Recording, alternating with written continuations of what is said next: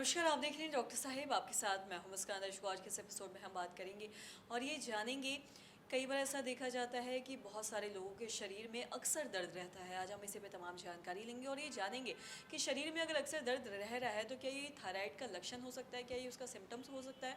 इसी पे खास बातचीत करने के लिए आज हमारे साथ मौजूद है बिहार के जाने माने diabetologist doctor Khalid Hussain. Sir नमस्कार, बहुत बहुत स्वागत है आपका। Thank you so much. Sir आपसे जानना चाहेंगे, हम देखते हैं अक्सर बहुत सारे लोगों के शरीर में दर्द रहता है, तो क्या थायराइड का जो अगर हम सिम्टम्स के बारे में बात करें तो क्या थायराइड में भी अक्सर ऐसा होता है कि शरीर में दर्द रहता है, तो ये उसका लक्षण हो सकता है।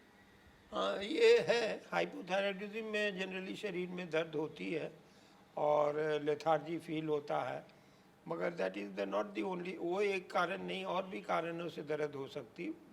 और उसके बाद से जो है उसमें ये है कि आपको फर्दर इन्वेस्टिगेशन करना होगा। अगर पेशेंट परसिस्टेंटली कंप्लेन कर रहा है कि हमको दर्द है शरीर में और हम लेथार्जिक फील कर रहे हैं, तो एक विटामिन डी टेस्ट और थायराइड प्रोफाइल, ये दो ज़रूर कराना चाहिए, क्योंकि मेजॉरिटी ऑफ की केसेस में हम देखा है कि जिसको हाइपोथायरॉयडिज्म रहता है उनका विटामिन डी लेवल भी लो रहता है।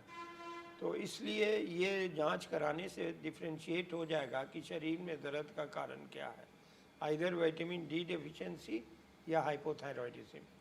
मगर अगर रिपोर्ट्स आ गई कि ये हाइपोथायरॉयडिज्म है और टीएसएच उसका हाई है, तो इन दैट केस आप दवा स्टार्ट करें, रिप्लेसमेंट थेरेपी, और वो ठीक हो जाएगा। और अगर विटामिन डी की कमी है तो उसकी भी जो है आपको दवा है, वो गोली दी जाती वंस वीकली फॉर 8 वीक्स, और उससे ठीक हो जाता, लेवल ऑफ विटामिन डी कम हो जाता। तो ये दीज टू सबसे कॉमन कॉज है और इन्वेस्टिगेशन करना पड़ेगा, क्योंकि थायराइड में भी ये प्रॉब्लम होता है। ऐसे तो और भी बहुत सारी चीज़ें हैं जिसमें वजह से बदन में दर्द रहती है, मगर जनरली यही देखा गया। ऐसे तो डायबिटीज़ में भी बदन में दर्द रहती है, न्यूरल्जिया रहता है, पेन रहता है, दैट कैन हैपन। मगर ये है कि ये दो कारण बहुत कॉमन है। और डायबिटीज़ का तो अगर है तो पता चल जाता है, क्योंकि वो पेशेंट खुद कहेगा कि हम डायबिटिक हैं, ये दवाई ले रहे हैं।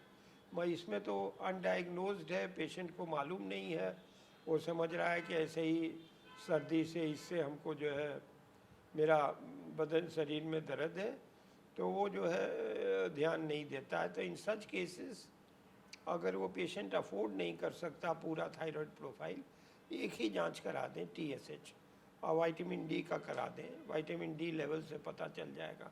हमारा जो पर्सनल एक्सपीरियंस है यहाँ का, बिहार का, कि जो जितने पेशेंट्स को मैंने देखा, विच में be in, I don't remember how much, but it runs into not thousands, into lakhs, and उनमें से हमने देखा कि 90% केसेस में विटामिन डी लेवल लो रहता है, स्पेशली डायबिटिक पेशेंट्स में और पेशेंट हाइपोथायरॉयडिज्म में।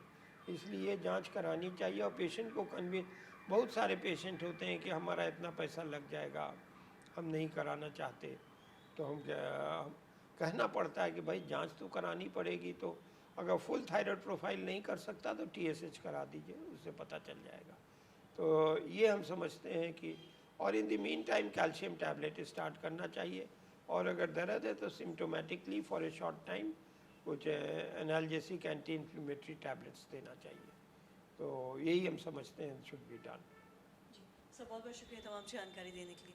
तो आशा करते हैं दर्शकों कि आप भी समझ पाए होंगे कि अक्सर अगर शरीर में दर्द रह रहा है तो क्या ये थायराइड का सिम्टम्स हो सकता है या नहीं। जैसा कि डॉक्टर साहब ने चीज़ें बताई हैं कि अगर आपको बार बार ऐसा दर्द हो रहा है तो आपको जाके डॉक्टर से मिलना चाहिए और थायराइड का टेस्ट ज़रूर करवाना चाहिए।